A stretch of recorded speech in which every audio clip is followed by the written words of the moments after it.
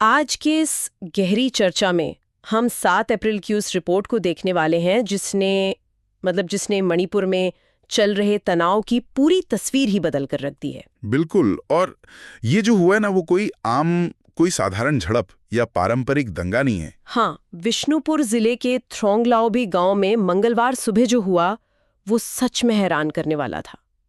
जब हम इस तरह की स्रोत सामग्री का अध्ययन करते हैं तो ये समझना जरूरी हो जाता है कि हिंसा अब किस स्तर पर पहुंच गई है। सही कहा। ये अब उस बिंदु से बहुत आगे निकल चुकी है जहां दो गुट आमने सामने लड़ रहे हों। बिल्कुल। चलिए इसको थोड़ा विस्तार से समझते हैं। एक घर पर सीधा रॉकेट या कहें एक प्रोजेक्टाइल आकर गिरता है और इसका परिणाम बहुत ही दुखद रहा। मतलब एक 5 साल का बच्चा और उसकी 5 महीने की छोटी बहन की जान चली गई। और उनकी मां भी गंभीर रूप से घायल हो गई। एक नागरिक इलाके में भारी हथियारों का ये इस्तेमाल न पूरी तरह से एक अलग ही कहानी कह रहा है। यहाँ जो सबसे दिलचस्प और ध्यान देने वाली बात है वो ये कि इस हमले के तरीके को देखना होगा। रिपोर्ट स्पष्ट रूप से बताती है कि इसके पीछे संदिग्ध कुकी उग्रवादियों का हाथ हो सकता है। हाँ, और ये हमला अधिकतम नुकसान पहुंचाने के इरादे से किया गया था। एग्जैक्टली। जब संघर्ष में रॉकेट या लंबी दूरी के प्रोजेक्टाइल का इस्तेमाल होने लगे तो ये एक स्पष्ट संकेत है कि हिंसा का सैन्यीकरण मतलब मिलिटराइजेशन एक नए स्तर पर पहुंच गया है। मतलब ये कोई अचानक भड़का हुआ गुस्सा नहीं है। बिल्कुल नहीं। एक प्रोजेक्टाइल को लॉन्च करने के लिए रसद, योजना और एक खास तरह की रणनीतिक सोच की आवश्यकता होती है। अगर मैं इसकी तुलना करूं तो ये किसी अंधाधुंध गोलीबारी की तरह नहीं था। हाँ। बल्कि एक लक्षित प्रहार या टारगेटेड स्ट्राइक जैसा था। हाँ, जैसे किसी सूखे जंगल में अचानक गिरी बिजली। बिल्कुल, जिसका सीधा उद्देश्य है सामने वाले समुदाय के भीतर अधिकतम खौफ और मनोवैज्ञानिक आतंक पैदा करना। सही बात है। लेकिन मेरी नज़र में जो बात सबसे ज्यादा परेशान करने वाली है वो ये है कि जब लंबी दूरी से हमला किया जाता है तो ये नहीं देखा जाता कि सामने कौन है। हाँ, वो एकदम ब्लाइंड मतलब अंधा निशाना होता है। एग्जैक्टली, जिसका खामियाजा एक 5 महीने की बच्ची को भुगतना पड़ा। मैं सोच रही थी कि क्या इस तरह के हमलों को हम एक कैलकुलेटेड रिस्क मान सकते हैं? Calculated risk? हाँ, मतलब जहां हमलावर को पता है कि नागरिक मारे जाएंगे और वे इसी चीज को एक हथियार की तरह इस्तेमाल कर रहे हैं। इसे कैलकुलेटेड रिस्क कहना शायद थोड़ा कम होगा। ये वास्तव में ना संघर्ष के नियमों का पूरी तरह से टूट जाना है। वो कैसे? देखिए, जब कोई इस तरह का हथियार किसी रिहायशी इलाके की तरफ दागता है तो कोलैटरल डैमेज यानी निर्दोष लोगों की जान जाना, कोई अवांछित परिणाम नहीं रह जाता। वो एक एक्सपेक्टेड या अपेक्षित परिणाम बन जाता है। बिल्कुल। इस तरह के हमलों का मुख्य काम होता है राज्य की सुरक्षा व्यवस्था की धज्जियां उड़ाना। मतलब हमलावर ये संदेश दे रहे हैं कि प्रशासन या सुरक्षा बल आम लोगों को उनके ही घरों के अंदर सुरक्षित नहीं रख सकते। एग्जैक्टली। और यहीं से ना एक और भयानक श्रृंखला की शुरुआत होती है। हाँ, और यही हमारी स्रोत सामग्री का दूसरा सबसे बड़ा पहलू है जिसे हम एक हिंसक डोमिनो इफेक्ट कह सकते हैं। बिल्कुल। रॉकेट हमले के बाद जो हुआ वो सतह पर देखने में बहुत अजीब और उल्टा लगता है। पहले हमले के कुछ ही घंटों बाद उसी इलाके में एक सीआरपीएफ कैंप के बाहर भारी भीड़ जमा हो जाती है। हाँ, और प्रदर्शनकारी कैंप पर हवा बोलने मतलब स्टॉर्म करने की कोशिश करते हैं। स्थिति इस हद तक बेकाबू हो जाती है कि सुरक्षा बलों को उस भीड़ को तितर बितर करने के लिए गोलियां चलानी पड़ती हैं, जिसमें 2 प्रदर्शनकारियों की मौत हो जाती है और कई घायल हो जाते हैं। मैंने जब ये रिपोर्ट पढ़ी ना तो मेरे दिमाग में सबसे पहला सवाल यही आया कि लोग अचानक उसी बल पर क्यों हमला कर रहे हैं जो वहां कानून व्यवस्था बनाए रखने के लिए तैनात है। ये सच में एक बड़ा सवाल है। मतलब अपना गुस्सा उन पर क्यों निकाला जा रहा है जिनके हाथों में उन्हें बचाने की जिम्मेदारी है। ये गुस्सा किस बात का प्रतीक है?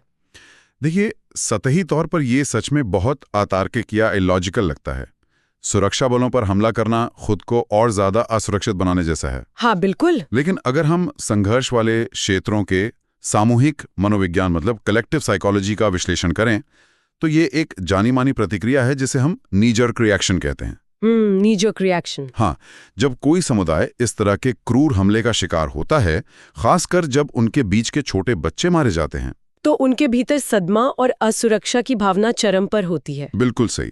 उस समय वो भीड़ तार्किक रूप से ये नहीं सोच रही होती कि दुश्मन कौन है। उनके लिए सबसे करीब मौजूद राज्य की जो भी इकाई होती है, इस मामले में सीआरपीएफ कैंप, वो उनकी उस चरम निराशा का केंद्र बन जाती है। मतलब उनका गुस्सा इस बात पर होता है कि आप यहाँ मौजूद हैं, फिर भी हमारे घरों पर रॉकेट कैसे गिर रहे हैं। एग्जैक्टली। ये गुस्सा असल में सुरक्षा तंत्र की विफलता के खिलाफ एक विद्रोह है। रक्षक जब रक्षा करने में नाकाम दिखते हैं तो पीड़ित उन्हें ही अपराधी मान बैठते हैं। इस मनोविज्ञान को समझे बिना हम इस तरह की भीड़ की हिंसा को नहीं समझ सकते। ये व्यवस्था के खिलाफ एक ऐसा हिंसक विस्फोट है जो बिना किसी सोचे समझे सिर्फ अस्तित्व के संकट से उपजता है। लोग महसूस करते हैं कि जो सामाजिक समझौता उनका सरकार के साथ था कि सरकार उन्हें सुरक्षा देगी, वो पूरी तरह से टूट चुका है।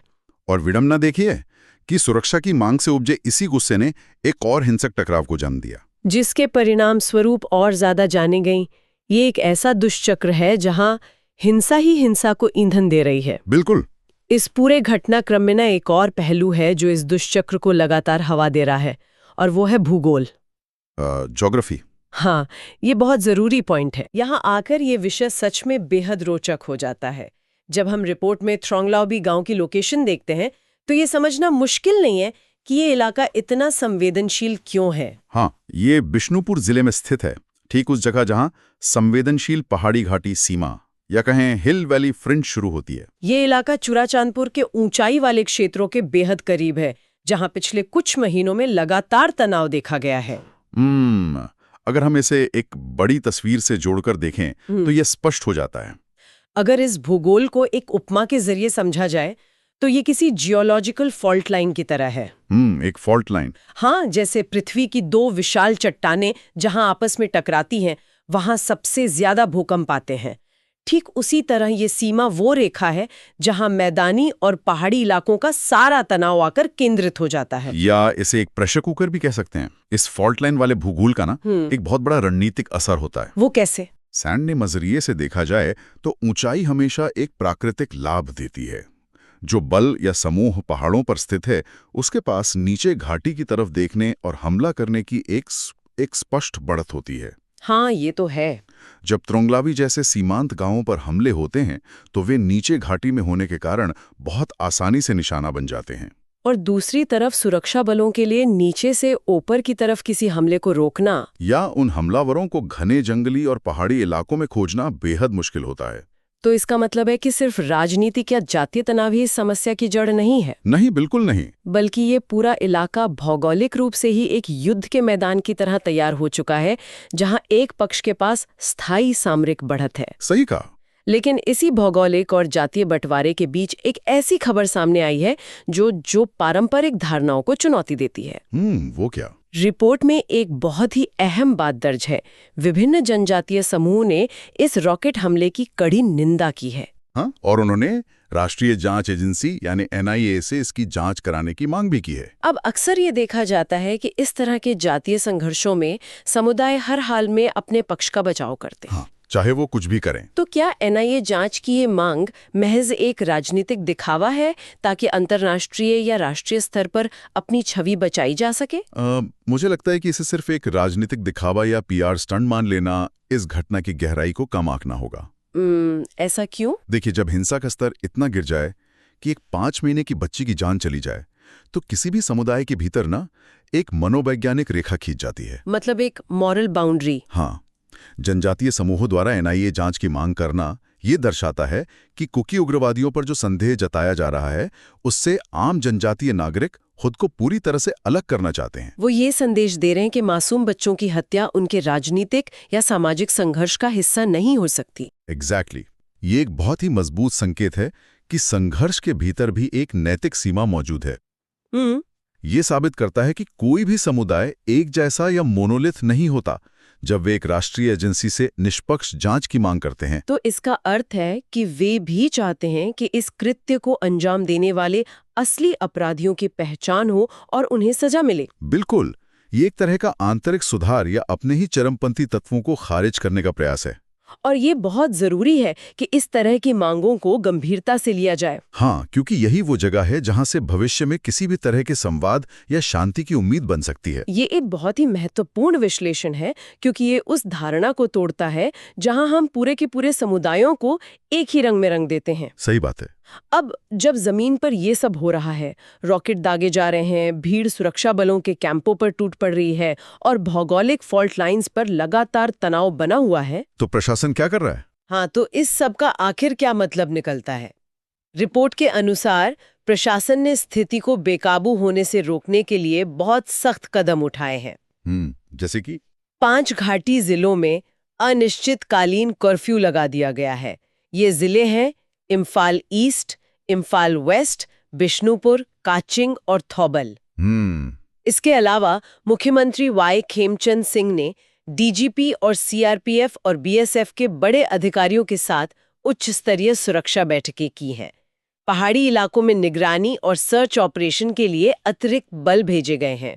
मतलब सरकार की तरफ से ये एक स्टैंडर्ड, एक जरूरी रिएक्शन है। हाँ, जब हिंसा का स्तर प्रोजेक्टाइल हमलों और सुरक्षा बलों पर भीड़ के हमलों तक पहुंच जाए, तो सबसे पहली प्राथमिकता भौतिक रूप से लोगों को एक दूसरे से दूर रखना होती है। कर्फ्यू लगाकर और अतिरिक्त बलों की तैनाती करके सरकार उसी डोमिनो इफेक्ट को तोड़ने की कोशिश कर रही है जिसके बारे में हमने अभी बात की।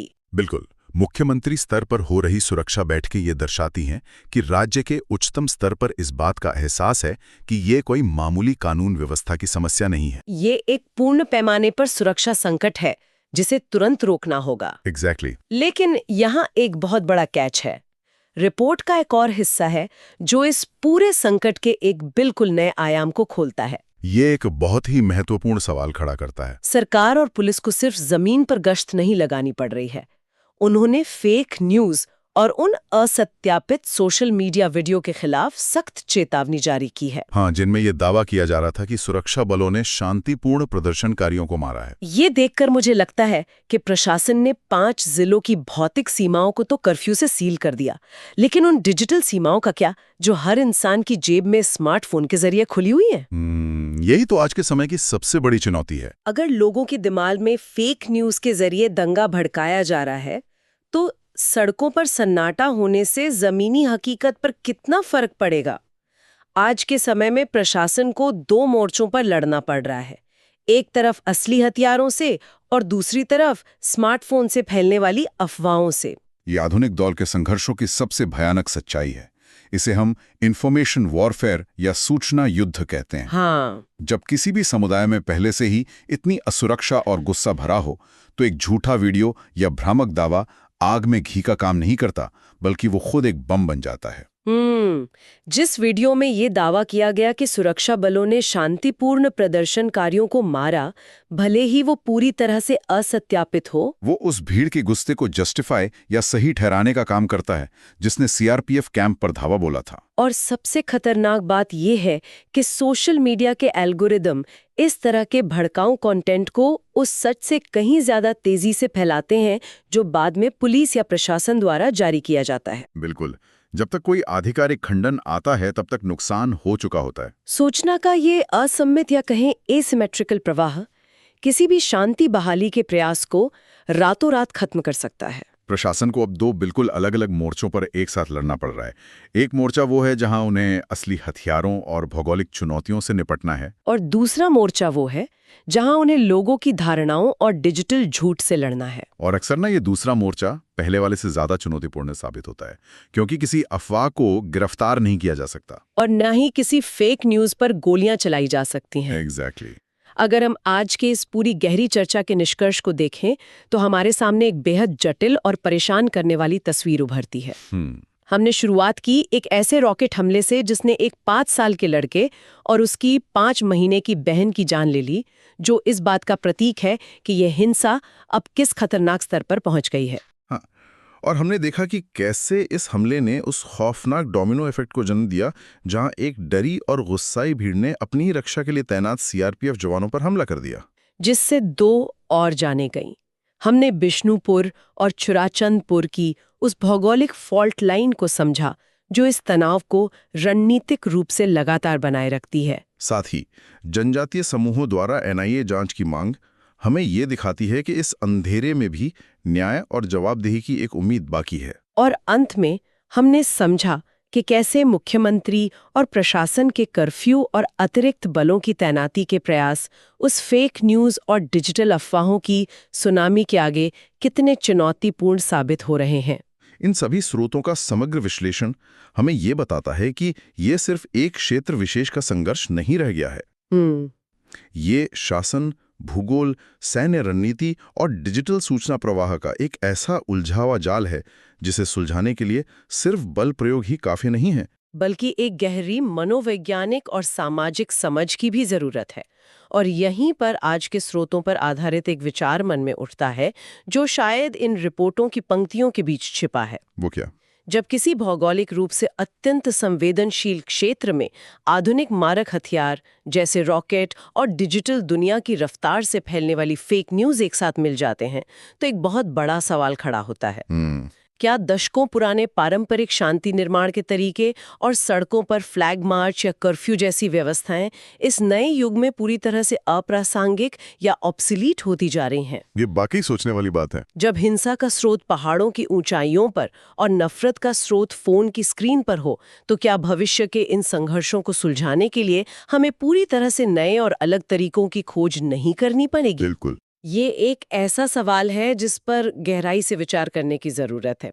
आज के लिए बस इतना ही। अगली गहरी चर्चा तक नई जानकारियों और उनके पीछे की असल वजहों को समझने की हमारी कोशिश इसी तरह जारी रहेगी।